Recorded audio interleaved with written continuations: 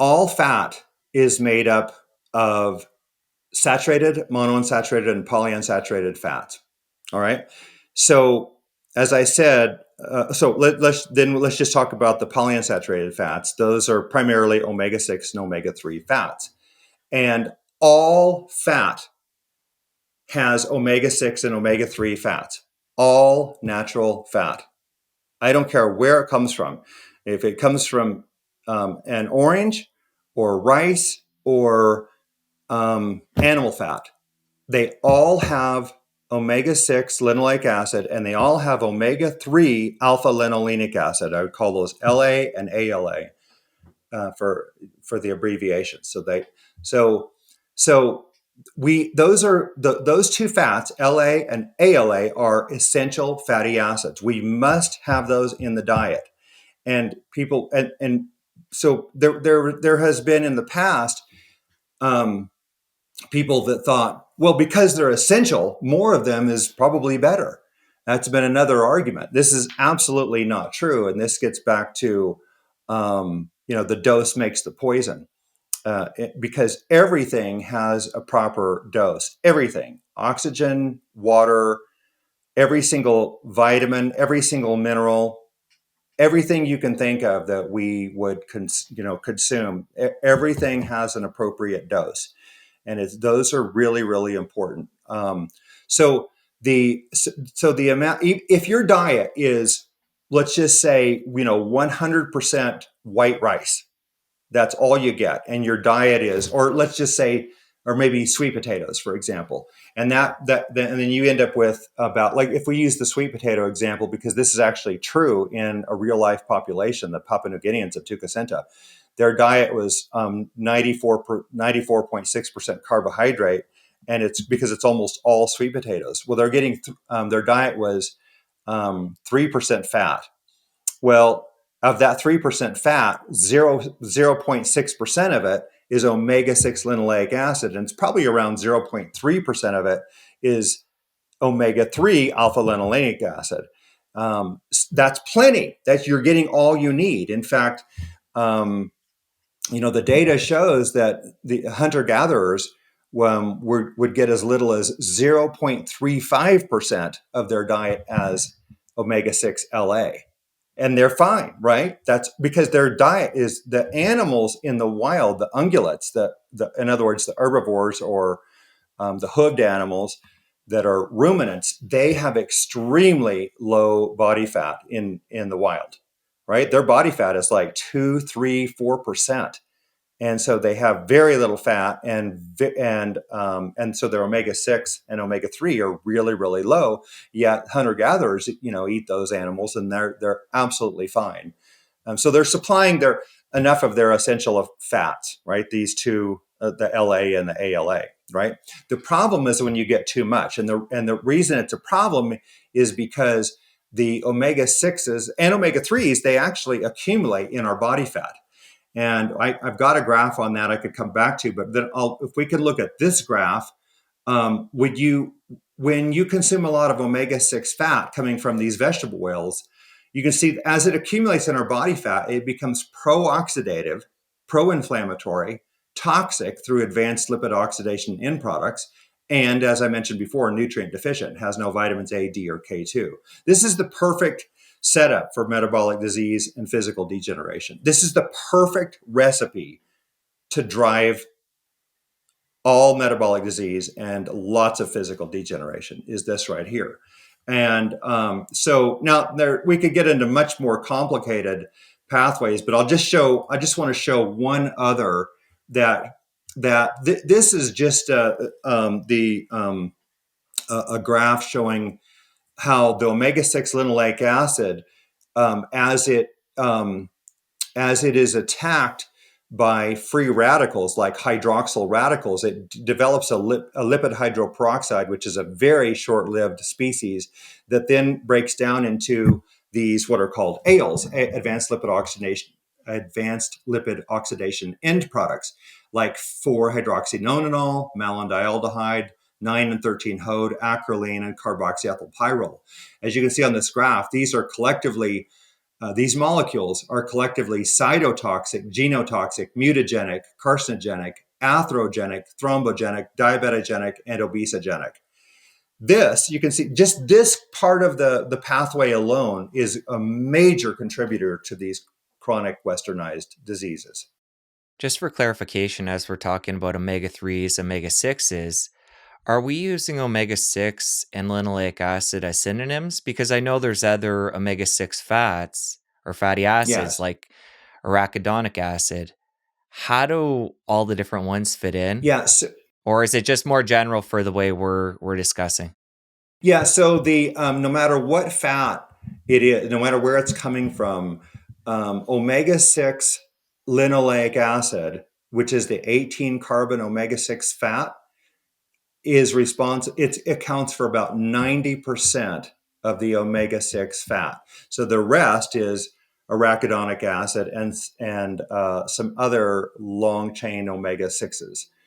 But those two, linoleic acid and arachidonic acid, are the primary ones. And but the omega-6, I'll show this another graph. The omega-6 PUFA is polyunsaturated fatty acids, linoleic acid. You can see in this pathway, if you can see it, it ultimately produces arachidonic acid, as you can see here.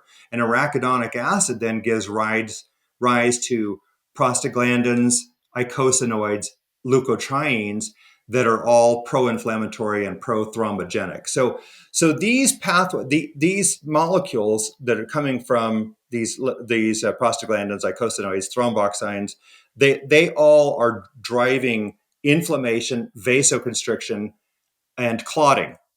Right. This is a major pathway, for example, to drive stroke and heart attack, is through this pathway.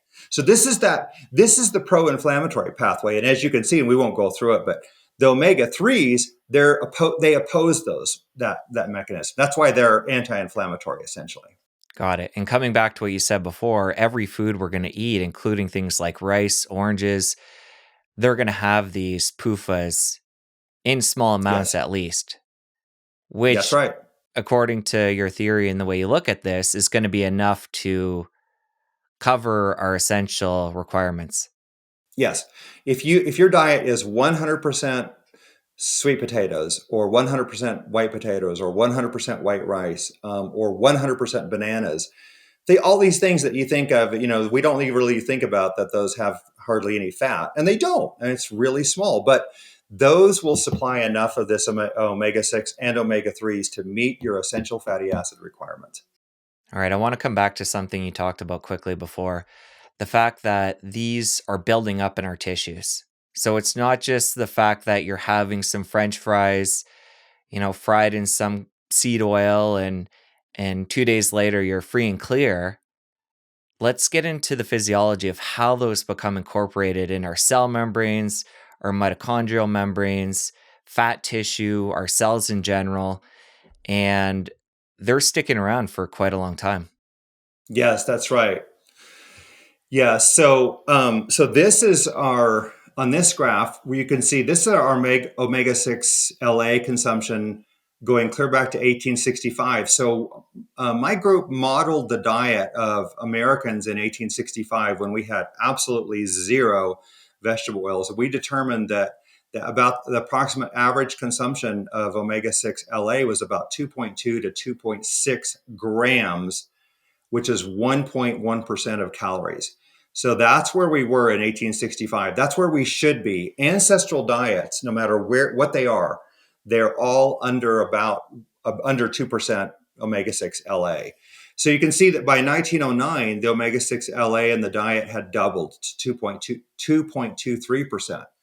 You can see by 1999, it's 7.21% or 18 grams. And by 2008, we're at 11.8% of the diet is omega-6 LA. And so here, this is a study, this graph came from a study published by Stephan Guyenet back, I think, in 2015 or so. He published this. And you can see this is the percent of LA in the adipose, which is the body fat. And it was 9.1% on average back in 1959. and 21.5% on average in 2008. So, where should we be? That this is where we should be. There's this graph shows that this is an ancestral level of LA in the body fat, and I know this from 4 studies done by Ian Pryor and colleagues back in 1969 in New Zealand and in Puka Puka and Rarotonga islands in the South Pacific. They studied the body fat of 4 populations in that area, and they were all on ancestral diets. And this is what their omega-6 LA was in their body fat. It averaged 2.86%. Since 1990, the LA percentage in the body fat all around the world, I think there was 15 countries that we got data from, and those averaged 14.2% LA in the body fat. So this, as you can see from all this data from DNAs and from this right here, our data, you can see that we're accumulating omega-6 LA in our body fat. And then that also is reflected in what is in all of our cell membranes and in our inner mitochondrial membranes. And this is devastating because it sets up this, as I said, pro-oxidative environment. This is something I haven't talked about, but I'll just mention quickly that when you accumulate omega-6 LA in your cellular membranes, it sets off this peroxidation cascade because we're making gazillions of free radicals that attack these unsaturated fats. And the unsaturated fat then undergoes a peroxidative reaction, and it ultimately damages a molecule that's primarily in the mitochondria called cardiolipin. And that cardiolipin, when it's damaged in the inner mitochondrial membranes, it causes those membranes to become leaky. And those membranes must be able to hold a hydrogen proton gradient. That's what is driving our production of energy, is because we produce this hydrogen proton gradient, and those hydrogen protons move through our inner mitochondrial membrane, going through what's called ATP synthase, and drives the conversion of ADP to ATP. That's our cellular energy right there. And so when you lose that gradient, this is what causes loss of energy production. And the very next thing that happens is increased insulin resistance. The cell becomes insulin resistant. And so this is what everybody seems to know that all of these diseases, obesity, coronary heart disease, atherosclerosis, Alzheimer's, macular degeneration, diabetes, all these things are connected by mitochondrial dysfunction. Why are they connected by mitochondrial dysfunction? Primarily because we are poisoning our mitochondria with seed oils and this high omega-6 diet, which drives this damage to the inner mitochondrial membrane, and this paralyzes, this causes severe dysfunction in the electron transport chain, is what we're talking about here.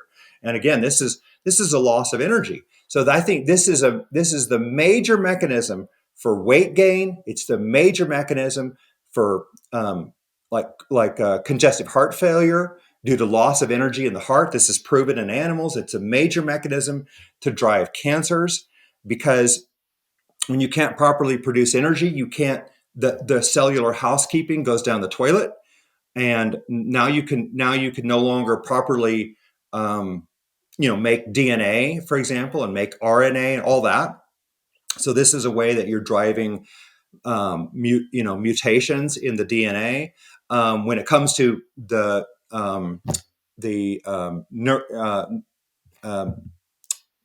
neuro disorders like macular degeneration, Alzheimer's, Parkinson's disease, same kinds of mechanisms. We're driving, cell with the cytotoxicity that we're getting from the vegetable oils.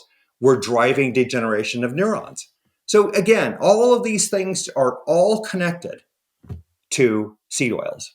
All right, to make sure I understand that part about the mitochondria, What I'm hearing you say is when we take in these vegetable oils, when we make mitochondria, they're going to get incorporated in the wall.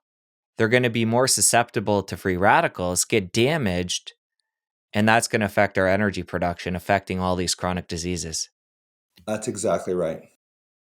Okay, let's talk about for somebody, we touched on this, but for somebody that's been eating these, incorporating them in their mitochondrial cell membranes in general, fat cells, how long are they in the body for? And is there any way we can quickly get them out? Yeah, great question. So there's good news and bad news here. Let me give you the bad news first. Is that that we the omegas the fatty acid profiles in our bodies are reflected exactly by what we've eaten over the last 3 years, essentially. So for omega-6 LA, the half-life in our body fat is published in different studies about 600 to 680 days. So we should just round it off to about 2 years. It is the half-life. Now, I used to think that it would take, in pharmacology, we know it takes 5 half-lives to get rid of a drug, essentially. And I used to think this is what it would be for omega-6 LA, 5 half-lives, but it's not. You can, one study at least, I only see this from one study, shows that you could turn over all of your fatty acids in your body in 3 years. That's pretty good news, if you ask me.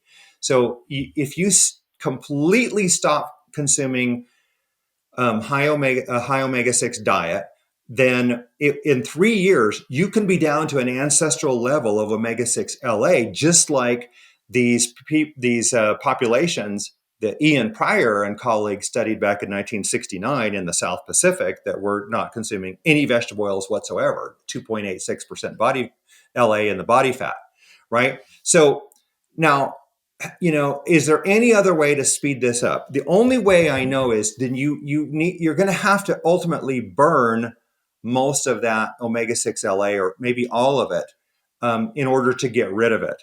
And you're going to have to use it as fuel sooner or later, and you'll do that if your omega-6 LA is low in your diet. But anything that helps you to lose weight, which might be, I would say, mostly just exercise, is going to help you get there.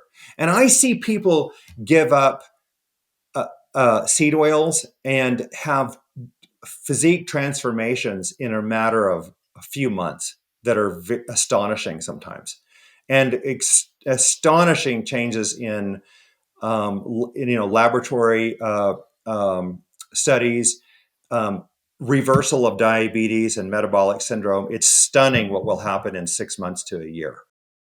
If you enjoyed that clip, press here for the full episode. I'll see you over there.